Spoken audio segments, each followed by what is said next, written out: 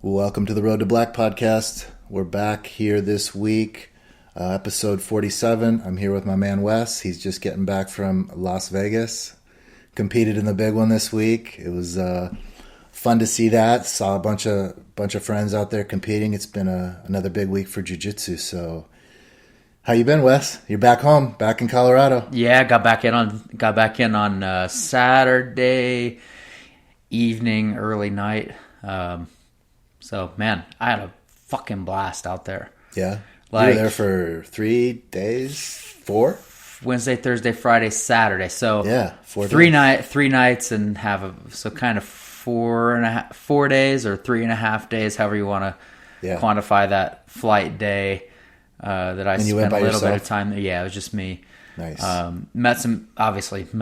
Met people out there. Yeah.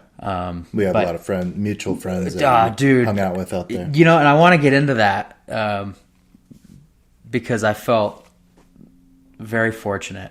It was we'll get into it, but it made it very apparent how lucky I've been in jiu-jitsu and how many people that I've been fortunate enough to build relationships with and to be able to come across and have them affect my life and me impact theirs, you know what I mean? And it was very apparent to me that the time I've spent in jiu-jitsu has been well worth it. So hell yeah, that's amazing. It was like a 9 out of 10 trip, man. The only piece of it that I was missing was the competition aspect of it, but even that was. I don't make a big. I mean, you win and you learn, and it is what it is, man. It's if you compete enough, those matches are gonna happen. Like anybody. And before I get into this, but anybody who, I don't think anybody's sitting here judging. They shouldn't be sitting here judging their teammates or anybody else. But if there's a listener out there and they're getting grief from somebody, or somebody trying to armchair quarterback, you need to tell that person to pound sand, because if they're going to sit there and talk shit behind a computer screen or try and look at a computer screen and be like, oh, you fucked up or any shit like that, those people are not worth their fucking salt. So well, hopefully you don't have anybody doing that, but I mean, it's like they're out there, but they're out there, and I tell you what, man. Oh, man, I got a lot to say this week, but well, I mean, I'll add to that is like that just shows the person's character, right? Totally. I mean, if we've both competed many times, and it's like everyone, I respect everyone for getting out there. It doesn't, especially that tournament, man. Exactly. Any tournament, but god damn, whether someone or even you, whether you're outmatched or not, or you feel like that person that hasn't have the technique, or they should have done that. Like, just stepping out on those mats is a win for you. It's it's a great accomplishment. Not only just getting out there and competing, but just having being blessed enough to be able to do this. You always have to kind of step back and just to what I know we haven't even gotten into the discussion, but you're already talking about the relation. Like, you had an amazing trip. Your match didn't go the way you wanted it to, but the trip was amazing. That's what jiu-jitsu is about. I know. It's about the relationships and the support system and the training and going through the grind with each other and the emotional toll it takes on people. I've been texting people for the last week straight leading up to. I have so many friends and clients and people that you don't know, and they're clients of mine, and friends from other gyms, and people I've met through jiu-jitsu, and people I sponsor, and it's like, it's crazy, it's like that roller coaster of emotions, and it's, but that's what makes all of those relationships special, right? And I'm sure you found that out. Thankfully, we're in a good group of people that are totally supportive, I mean, especially for what we're amateur athletes, Totally. We put these high expectations on ourselves. We're not, no one should be expecting us to go out there. You go out there and you do your best, but it's not like bald, you and I. Dude. It's not like you and I. Bald. It's not like we're competing all the time, and there's this huge expectation for us to win the Master Worlds. Exactly. Okay, so that being said, I know it was important to you. It's you know, and it's your own journey, right? You're just gonna have to take those take those lessons home, and you learn from them, and you really do win or learn. I mean, I know all of both wins and losses in my jiu-jitsu competition. Those things stick with you. You know, the lessons you learn either preparing for the event or obviously within the event itself. You know, so crazy weekend. Yeah, it was nuts, man. It was, oh, dude, it was insane. It was huge. It was massive. So between the two tournaments they had running side by side, there were over 8,000 competitors. Wow. That's a lot of people. They had 28 mats at Master Worlds, and I think that, I don't know how many they had at the other one. I think there was probably 10 or 15 in the other tournament. It was crazy, dude. That place, it was insane. The convention center, is tremendously rolling. Huge. It was crazy. That place is so huge. I tried to explain to someone the other day in the gym that they hadn't been there, the Las Vegas Convention Center. Holy shit. It's got that big hall for Master Worlds, and then there's just the same amount of space. There's like multiple all the way down the line in that place. It's like, crazy, dude. Oh, there's another one over here. So someone else had told me the same thing. They're like, man, there's a lot of jiu-jitsu going on over here. Multiple halls, big rooms. Everyone and their mother was there. So everybody at one place or the other, Jiu-Jitsu Con or Master Worlds. Yeah, it was a blast, man. How'd you feel going in? I felt good. I mean, tell me about your morning. Tell me about your day. Day felt good. You know, did some like mental prep work. Where'd you stay? I stayed at the Luxor. Probably wouldn't stay there again, man. Yeah. It's an old iconic Vegas hotel, but I don't think I'll stay there again. Stayed at the Luxor. Overall felt really good. Wasn't super nervous. Got warmed up. Got there pretty early. I did a pre-gi check and weight check. So I felt pretty good with that. And got on weight. I was well under. So for big tournaments now, I'm dropping to lightweight.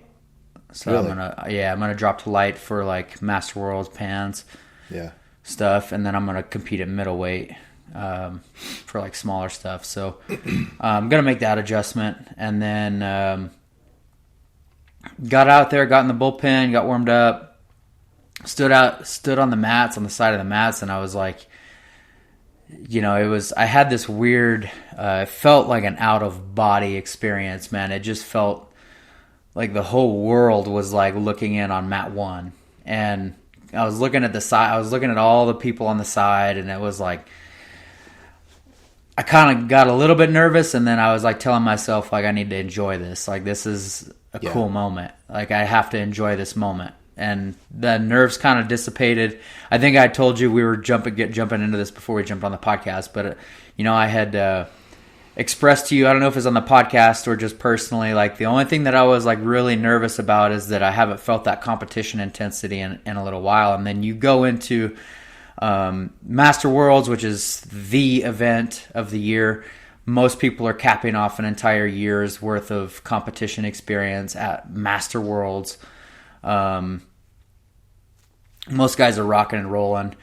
You know, I was a little nervous about that first little bit, and so we set grips, and I was feeling the guy. Like I wasn't super, I wasn't nervous, but he set grips, I set grips, and I could feel him shaking.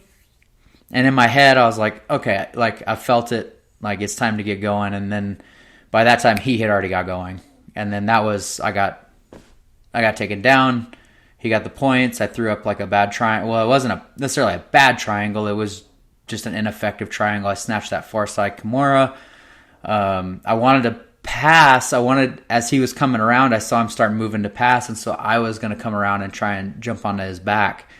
And I don't know what grip he had. He had my hips pinned, and so when I started to come around, I couldn't move. And then when I elevated, I tried to elevate to rip his arm out, and as he elevated, he jumped on my back, and that was it.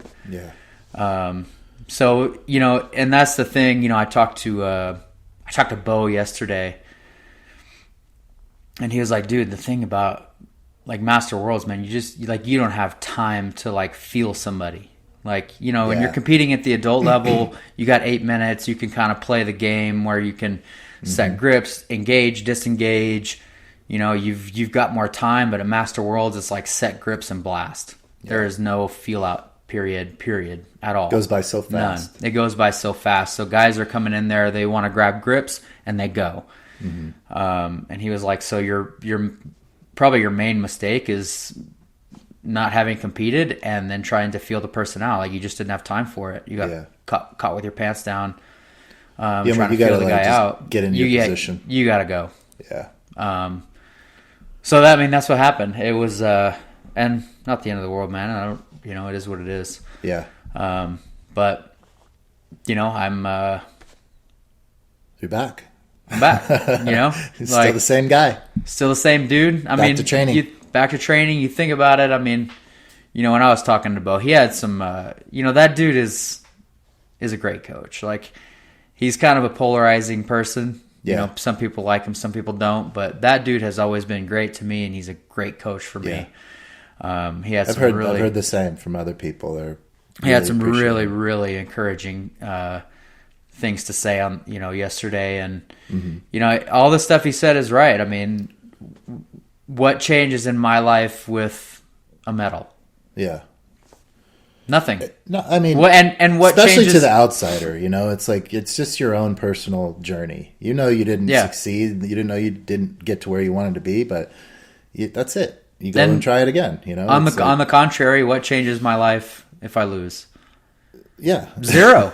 You know, like nothing. Literally nothing changed. No, in that out of that experience. So, the only thing that changed is your approach. You know, it's going to change your mindset and what you need to do next time. You've already just talked about it. Like, you know, you've already been analyzing it. You've been thinking about this for the last several days, I'm sure. I think I'm going to do the International Masters that's running beside Worlds. Cool. And then Bo wants me to start competing back at the adult level, or Master 1. Nice. So he wants me to do some smaller stuff at the adult level, like I think I'm going to do New Orleans. Cool. So he wants me to do like New Orleans at adult, or Master 1. What's your age? Master 2? Yeah, Master 2. Yeah. Master 2. So he wants me to go to either Master 1 or adult. I'll probably do adult. You know, Benikov went up to Portland. He's Master 2. He went up to Portland and won. He won the adult level up there, and he was like, you know, just being able, because you do get more time. You know, you get more time to set your game up, and looking for more time on the mat. Yeah, you get more time. It's not so much like set a grip and blast through. You get time to like try to find your way into your positions. You know what I mean? And so if you're trying to, his point was that if you were trying to get into your positions and you're trying to work on some new stuff or demonstrate it, you can't do that at a tournament with 5 minutes. You can, but it's harder. It's hard. You gotta go immediately to it. But hey, that's the reality. Is if you only have 6 minute match or whatever it is, you're not gonna. I mean, that's why it's difficult. That's why so many people don't make it to the end, because a lot of people never get into your game. Yeah. Even if it's a 9 minute match in adults or whatever brown belt is, there's going to be times when you're locked down, you're locked in positions where you can't get to your game. So, but you do have more time on the map. But I personally think, and you already know this, I've been saying this all year. If you want to be a successful competitor, you got to get out there and compete a lot. Yeah. You got to do it. You got to do, you know, the other way to look at that, and you're looking at both ways, but is to do more tournaments, you know? Yeah. More 5-6 minute matches, more of them. Because that's the only way you're going to get into like the tournament groove, yeah. You know, mode where you know that you have to get grips and go, or I mean, you know how it is. It's just so different from the training room, you know. I just felt like I lost my competition chops, so I got to get those back. I think I already told you. I think I'm gonna do the the International Masters that's running alongside that, and then I think I'm gonna do New Orleans, whatever comes up in New March. Orleans would be fun. That's in January. I know. The February 19th, I believe. Yes, nice. I think it's February 19th. Sounds right. So it goes. I think the Austin Open is in January. Austin's in January. Both of those would be great tournaments. Yeah.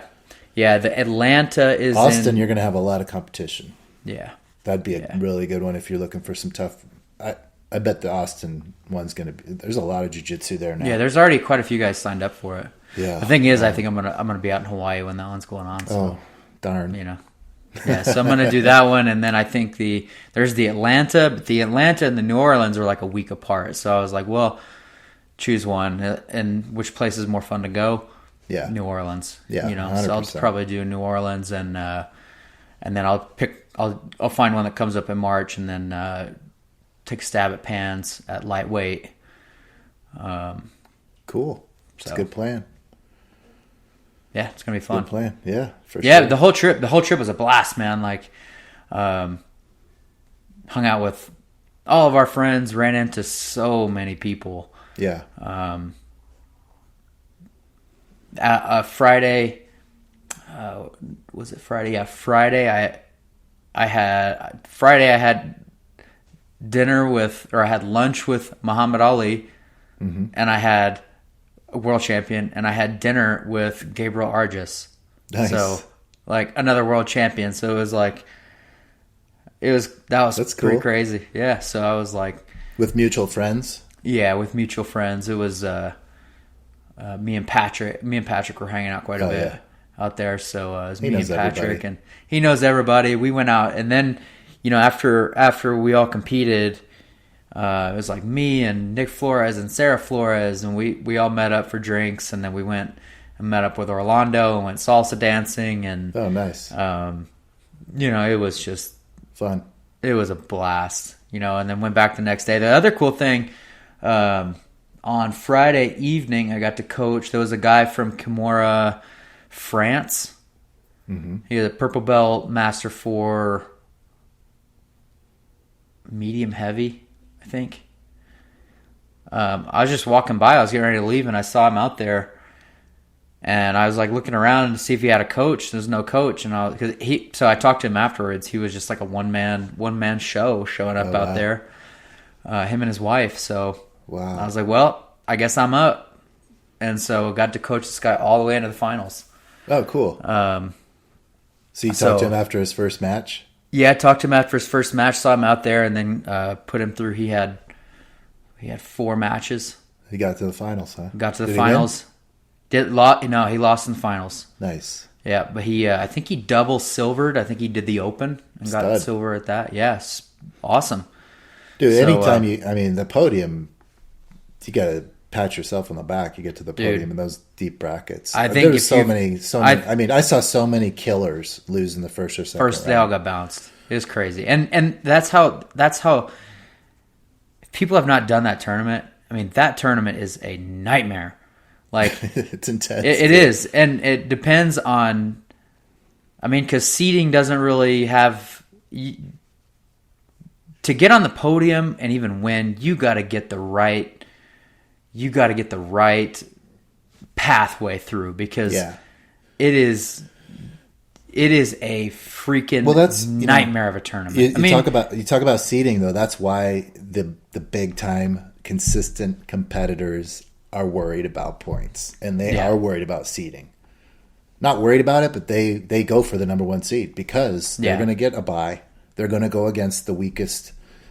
That's the serious competitor mind. Totally. Because they do seed in terms of placement on the bracket, and that will help you, but you put in the work to get that. Man, it is. Some of these people compete at all the. They do all of them. Yeah. So. They do all of them. I'm not joking when people are capping off a full year of competition at Master Worlds.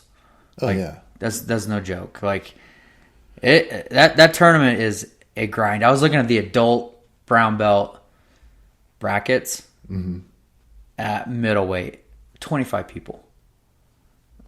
Wow. Master Worlds, 40. That's crazy, dude. That tournament is there, and on top of it all, there's a lot of gamesmanship going on. Like, yeah, I know Nick's match. I think he lost by a couple of advantage or a couple of advantages.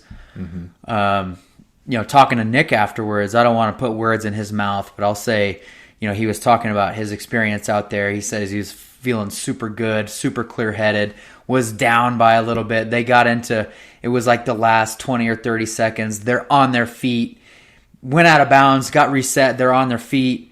And he said that in his head, he was telling himself, like, this is it. This is how I'm going to do it. This is how I always win tournaments. I'm going to get a takedown here, and I'm going to win.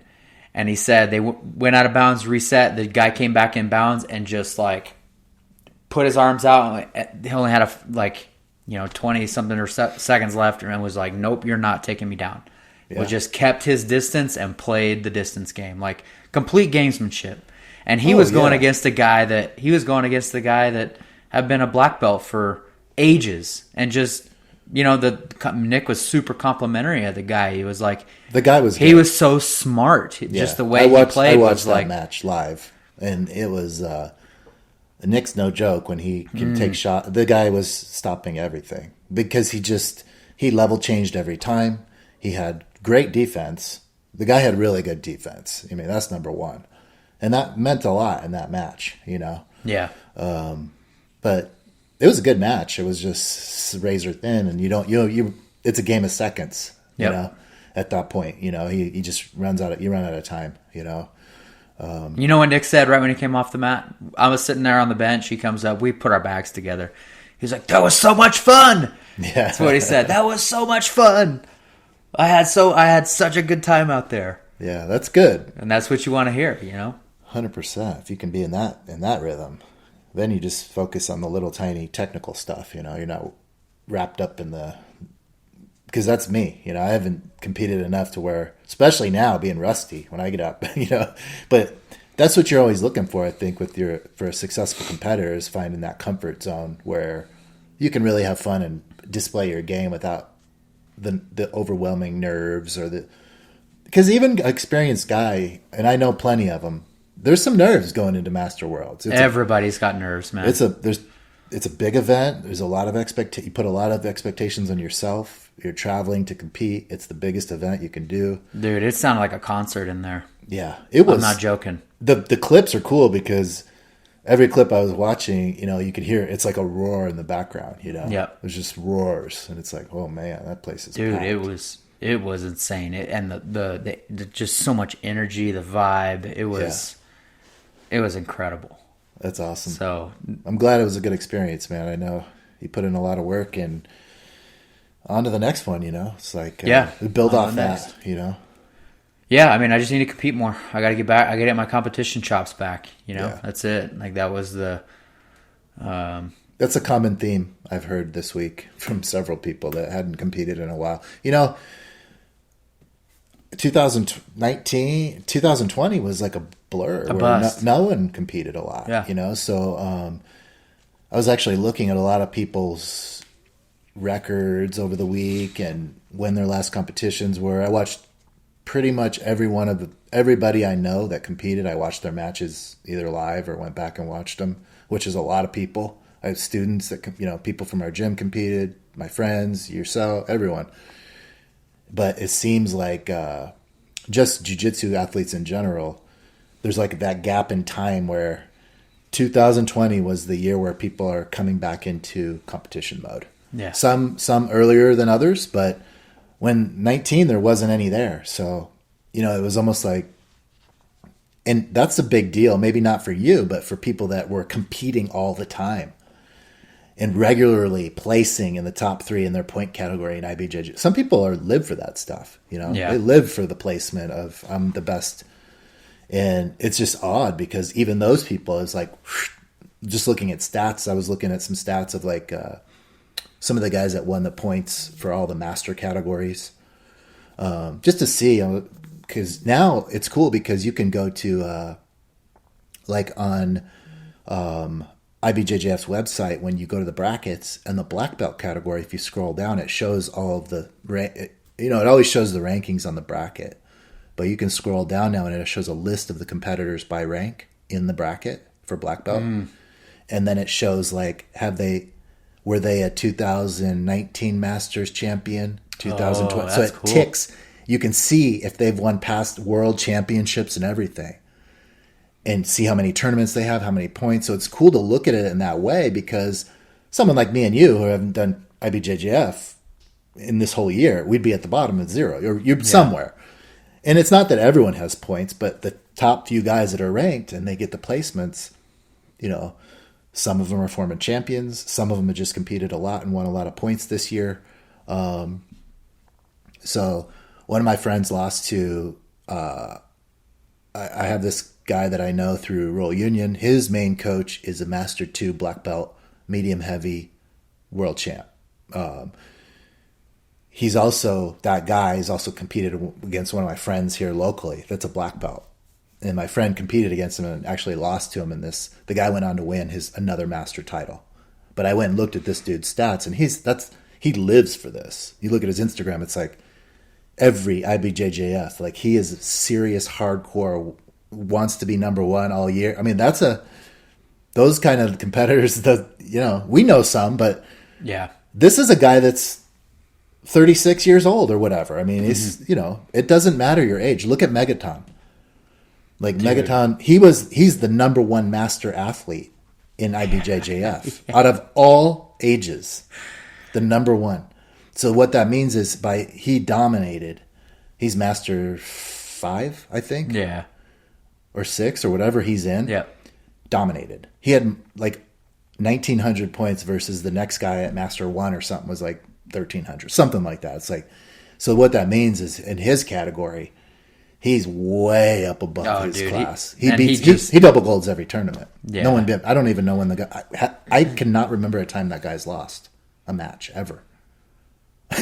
I'm sure he has, but I don't remember. I've never seen it, and he just cleaned house out there. Yeah. So, but there's like one of those hardcore, at least one in every category. So in our categories too is what I'm saying. Yeah. So those are the dudes that are, man, they're real comfortable out there. If you watch Megaton compete, it's cool because he has a limited time, but he's very calm, but he is on pace. He's attacking, he's boom, boom, boom, very technical.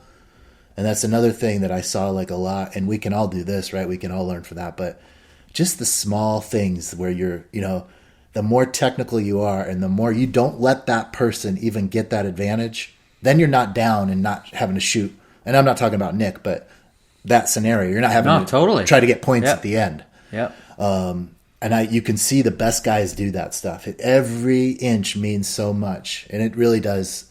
Especially Monday morning quarterback, I can look back and go, oh, no wonder that guy's, taking it every year. He's like super tight with everything, not making any mistakes.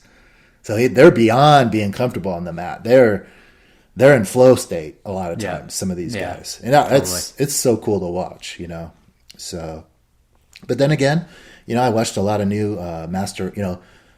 Like the Meows new. I don't know if they've done masters before, but they podied. Yeah, saw that. They placed 1 and 2, but then there was some other guys that it was their first master 1, and they were real big names in adult or bigger names, and they might have lost their second round or something. Yep. So you never know. There's that tournament is a monster. It is. It is a monster, dude. So many people in every category too. It's like. One of our buddies was telling me like he's a master 4 brown belt, and he's like I think a couple of years ago there was probably half the people, and I see that now. Like I looked at last time I competed at Master Worlds as a purple belt and Master 3, and I looked at it this week and it was like way more competitors than even when I did it. So it's growing too, in spite of COVID, in spite of the lockdown. Jiu-jitsu is still. Man, look at that weekend. Multiple tournaments, all those vendors they had there. I wasn't there, but I saw a lot of video. People, a lot of vendors, man.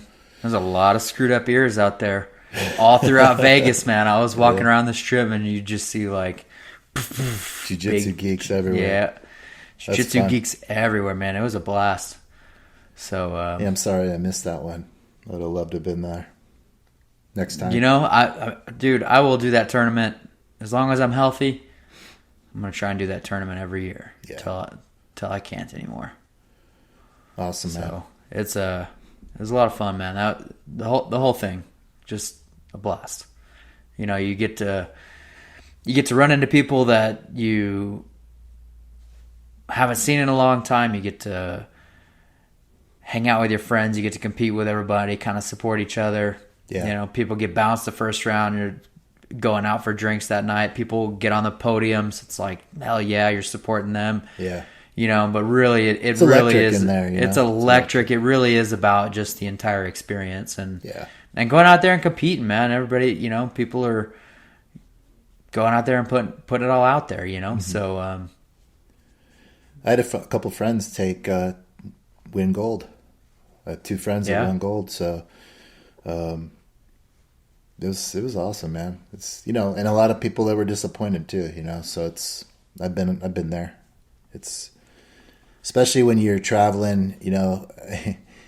It's not cheap. We have another mutual friend that she lost by an advantage, and it was 0-0 advantage won. And I told her, you know, afterwards, she had texted me and was just disappointed, you know. And I texted her back. I'm like, well, my first Master Worlds, I beat a guy 0-0, 1 advantage. I beat him. And this dude came from Europe. So imagine flying across the world to get into your first match and lose by an advantage and be stuck in someone's close guard attacking you. So it could be worse. You know what I mean? Yeah. Because imagine going across country and having a loss that doesn't sit well with you, or you go out real quick, or, you know, I mean, everyone's traveling, but that's a big deal to me. Like when you're like, and it would be just the same if I go do Europeans and I'm like out the first round. I think it'd be a little more disappointing than driving to California for a tournament. Yeah. I don't know, but it could always be worse, you know. But you know, no one wants to take a loss. No one. You work so hard. You just. It's not even a lot. You just want to succeed, you know. Show your stuff. Show your stuff. You want to be able to put some stuff on display, and man, that is one of the hardest things. And I think you get better as you get more skilled. Whether it's belt or it's really about time. You know, there's plenty of black belts that can't get into their game, but there's a lot that, you know, the more technical and skilled you are, and we know these people. They roll with us. Some of them thrash us too. You know, it's like they're better. They're more technical. And that's what, you know, that usually proves itself at the highest levels out on the mats.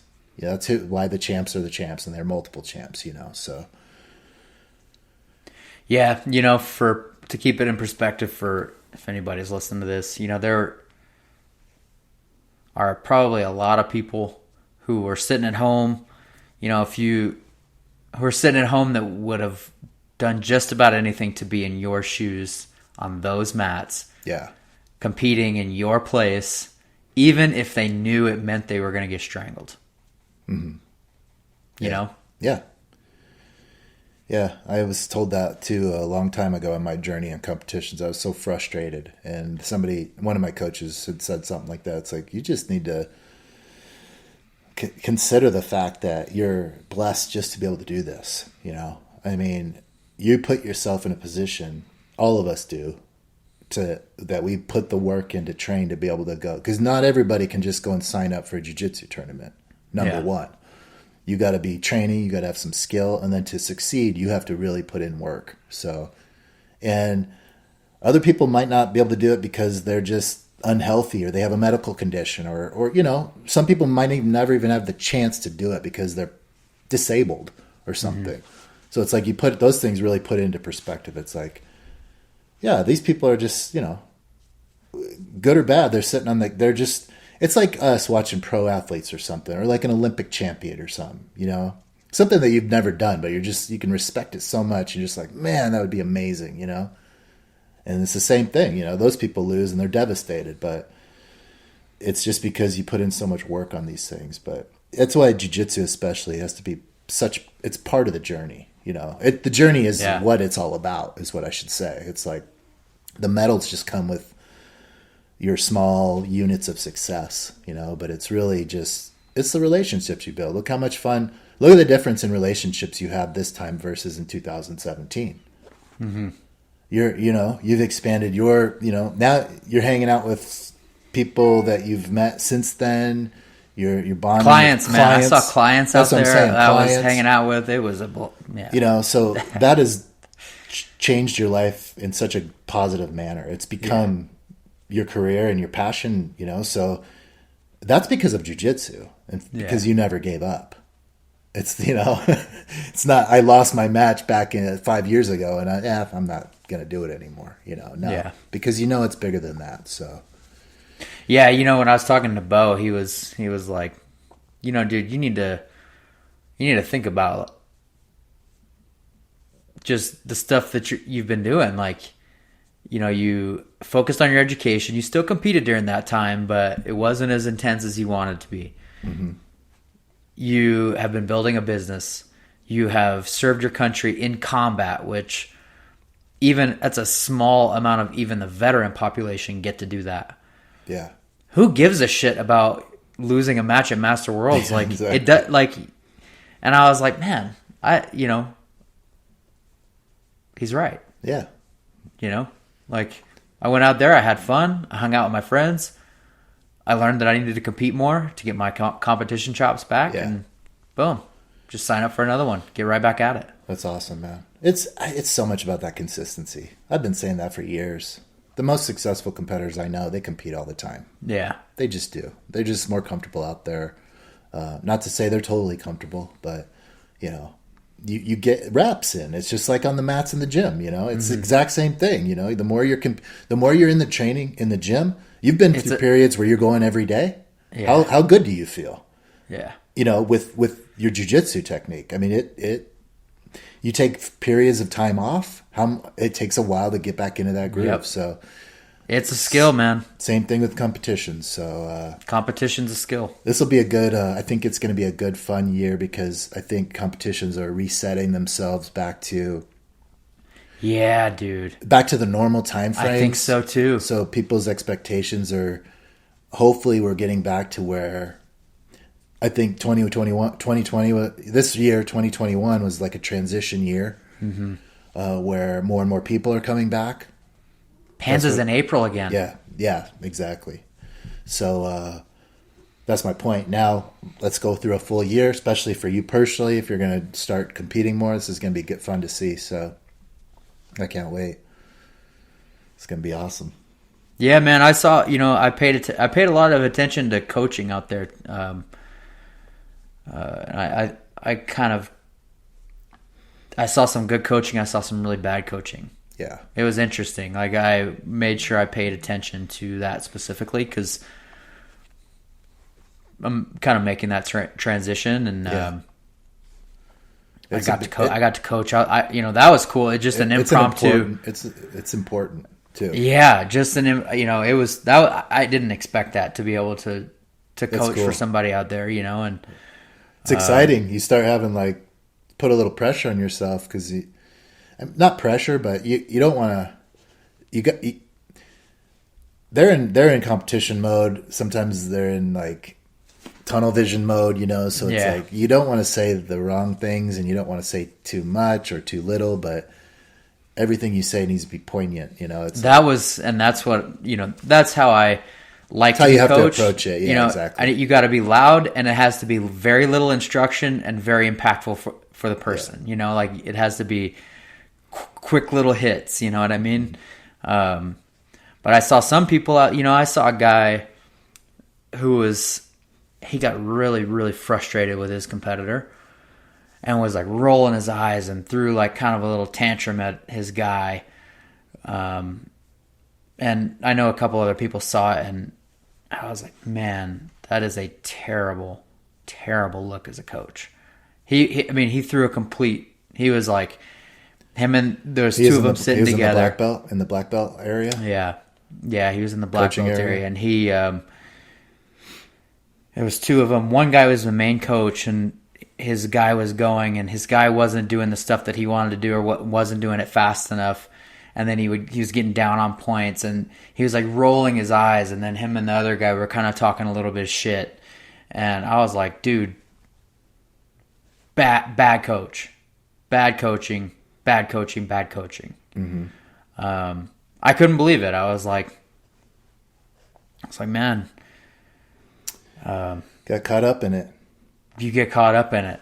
And I was like, the other thing that I always, I don't do this. And, when Bo and I were talking, he was kind of highlighted it to me. He's never coached me this way. And now I understand why is a lot. And I saw this a lot, and I started thinking about afterwards. He was like, when people step off the mat, a big mistake in his opinion of coaching was they try and coach the person what they did wrong right there. Mm-hmm. Oh, you needed to do this. You needed to do this. You needed to do this. And he was like, that person's not listening. They can't hear you. Yeah, exactly. When they come off the mat, like they literally don't care, and they can't hear you. Yeah. And he's like, you have forever to go over that and fix that issue. Why are you doing that to that person right there? Give them love. Give them some water. Pat them on the head, tell them how proud you are, give them a little love, make them feel better, get their head straight, get them headed in the right direction,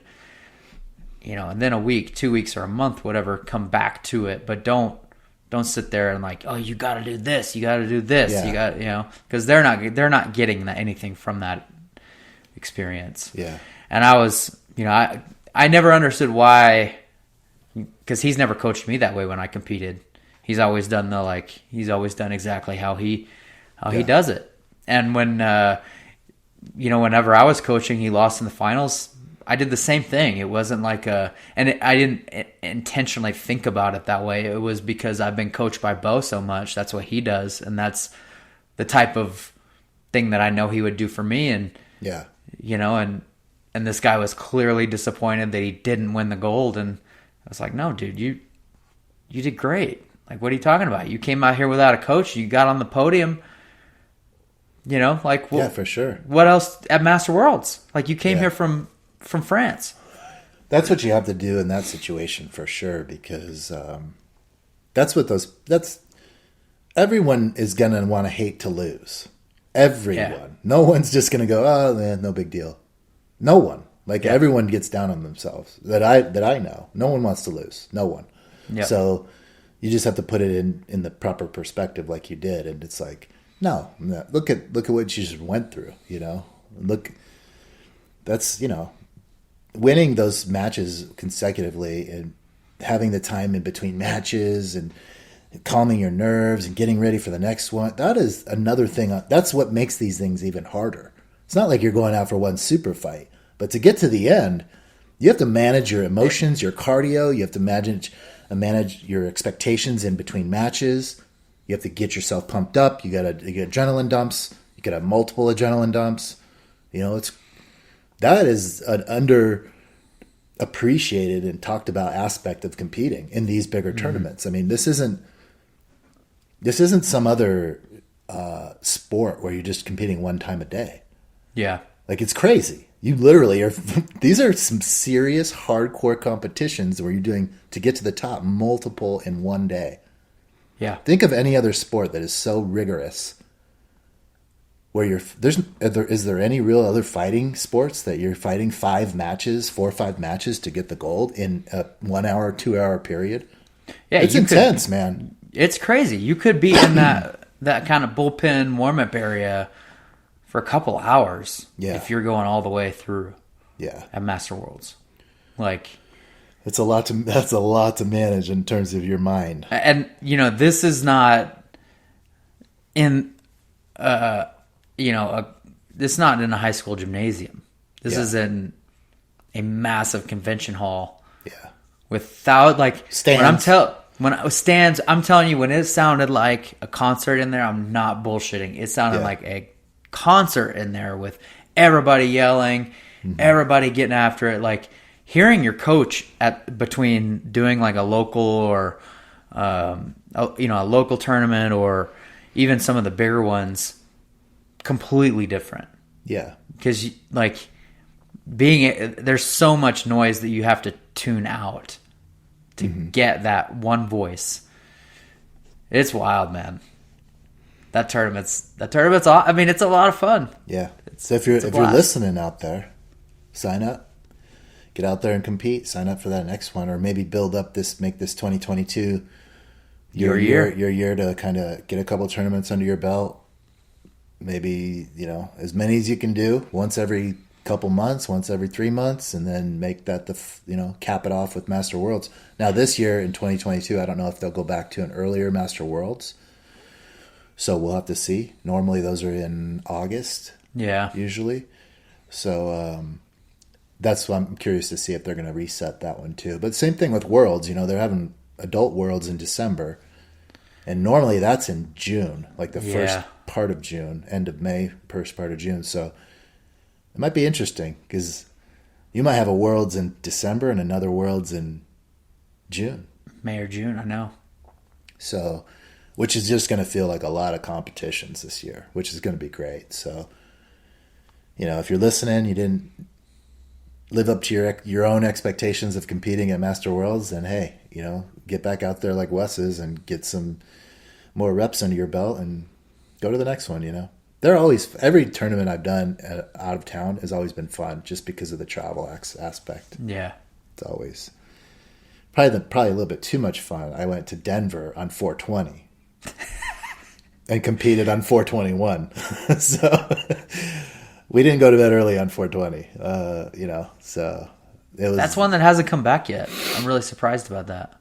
That was the first time I've ever been to Denver. That was. We also saw the Rockies play the Cubs the following day, so it was a fun. Yeah, it was a fun trip with some guys from the gym, and that's what it's all about. Yeah, it was fun. I lost in that tournament, but I was really disappointed in myself. But I was also like. I felt I could have been more disciplined and done better, maybe not partied, maybe not stayed out a little bit too much the night before, but hey, it is what it is, it's like that trip, the company and the fun part about it was just going on the trip.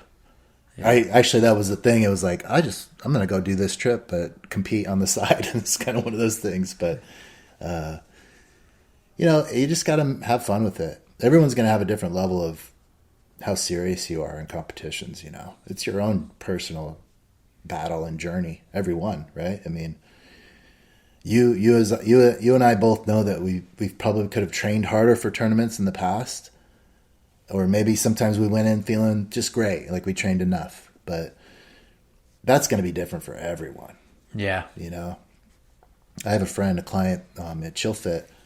He trains at Carlson Gracie. Here in the Valley, and he's I think he's got a couple years of jiu-jitsu under his belt now, but he won Pan Nationals, Nogi Worlds, and he just won Master Worlds. Nice. 4. And a couple of those tournaments I think he double golded. So he's a Master 4 blue belt, heavyweight. His name's Brandon. He's a beast, but you know what? This guy's been training off the I'm just like, oh my god! Like he's my age, maybe a year younger, but he's putting in the work, training a lot, doing all this extra physical, turning his body into just a beast. He's like a machine, and it's paying off. So it's amazing to see. I always look at people like that. I'm like, oh, I could be doing a lot more. Just like I could be doing so much more, so, but you can only do what you got to do, what you can do, I should say. We all have our limitations and our time constraints and our body restraints. But I always say if it's Master Worlds or one of these things, like my friend Brandon does, you take it seriously. Like this is a serious, you got to give the tournament respect. I think for the last 45 minutes we've talked about, that's why, because of what you've said. Yep. It's a monster.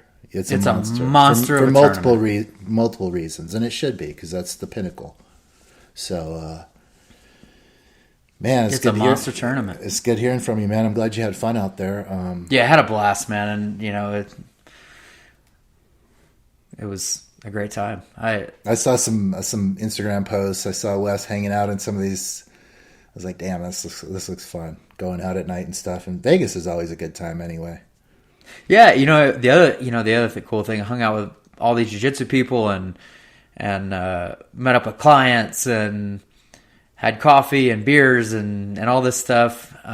Good networking. And then great networking. And then a close friend of mine he's one of my best friends from Hawaii. He saw one of my stories and he recognized the convention center, and he texted me and he goes, "Dude, are you in Vegas right now?" And I was like, "Yeah." And he goes, "I'm flying out there right now. I'm getting ready to get on an airport. Let's meet up." And so I got to meet up with him. Oh, nice. That night. And something even outside of jiu-jitsu, something that, just a close friend is in town. Yeah. And was like, something that I didn't even expect happened. Mm-hmm.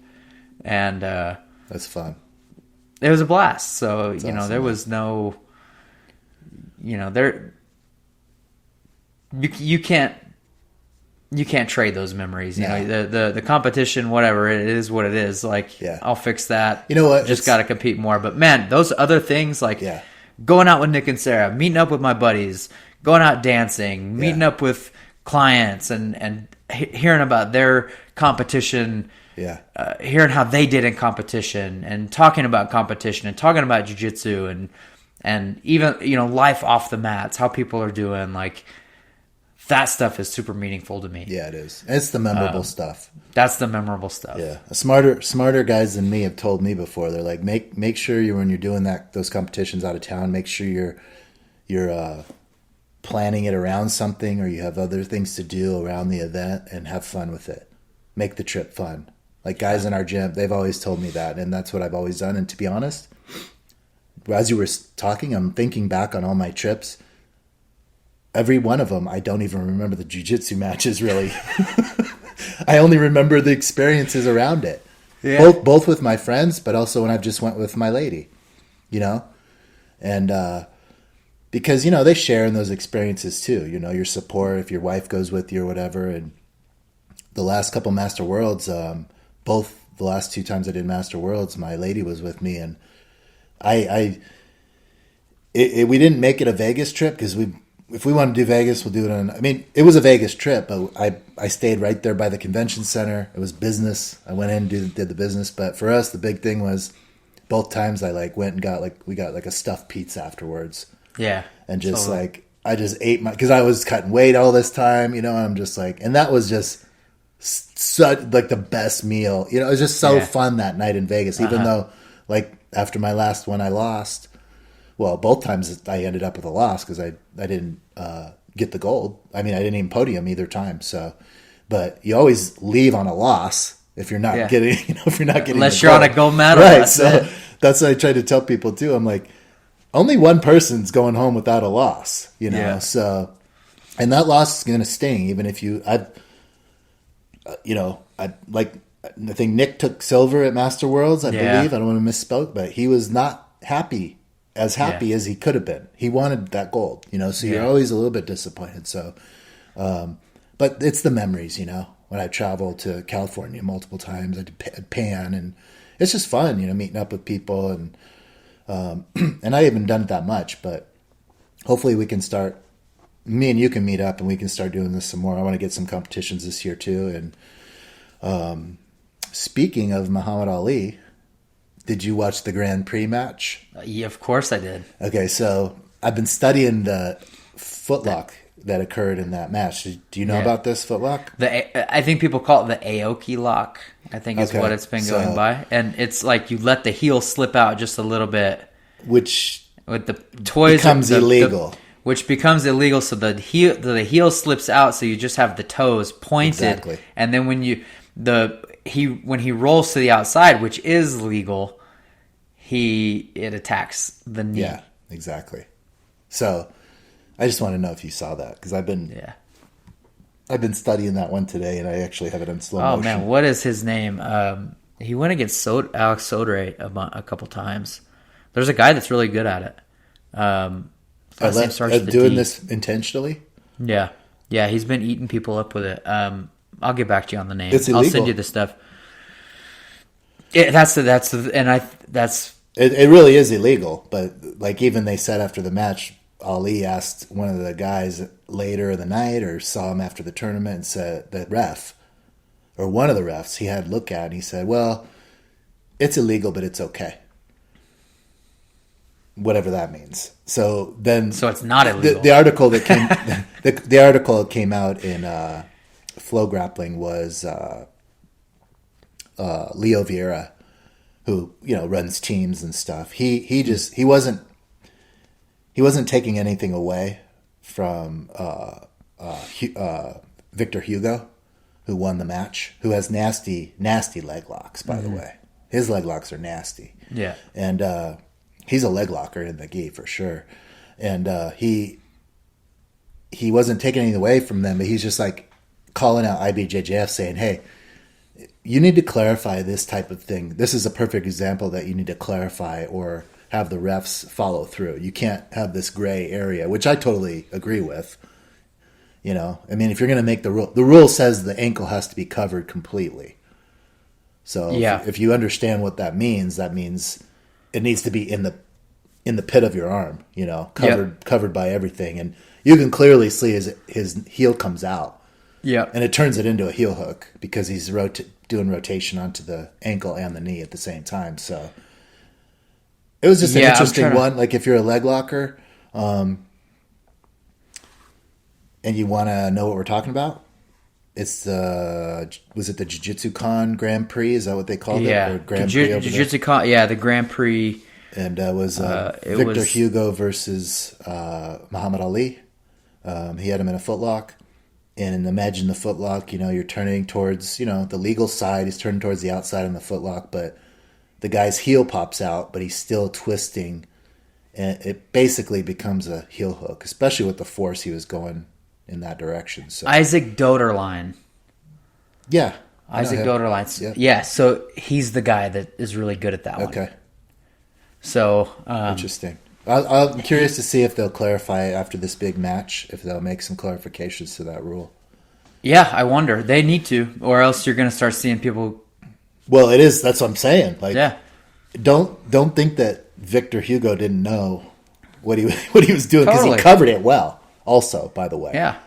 the heel slips out, but he covers it with his other arm. Exactly. Yeah, and he's just biting down on those toes, and it's like. Yep. Completely different torque it puts in, and because I'm a fan of straight ankle locks, and but that's a good one. Actually, I've just broke it down. I'm going to share it with some students and stuff that like leg locks because it's good to know that that's you got to know that's an illegal move if you're going by IBJJF rules, because if you do it, you might not get the call where one of these black belts can get away with it or whatever. But also, you don't want to wreck somebody's knee if you don't know what you're doing. I mean, obviously, especially in the gi, there's no slippage. There's no coming out of that. That's why you saw what he did. He tapped and it didn't look fun. He tapped. Yep.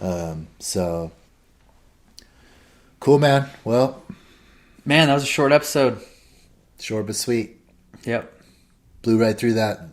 Reviewing Master Worlds with Wes. Thanks for sharing your experience, man. It's fun to hear, and I think it'll be especially if you haven't done bigger tournaments, I think it's helpful for our listeners, that, to share just your experience. It's like everyone has the different one, but it really is a unique experience. And if you haven't even been to a tournament and maybe you're listening and you haven't competed yet, go to a tournament.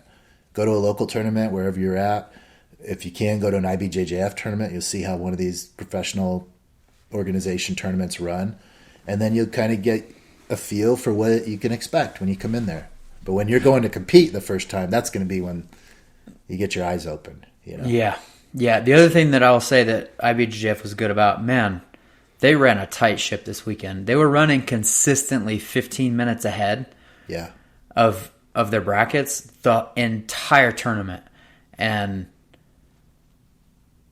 for 4,000 or 5,000 competitors. Yeah. I mean, that is tough to do. They put on It's a great show. Yeah. It is, man. It was a great experience, great show. Ran a tight ship, so awesome. Hats off to them.